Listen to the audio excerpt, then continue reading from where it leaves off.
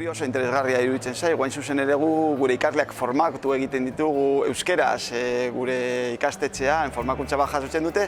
baina gero jarraitzen dute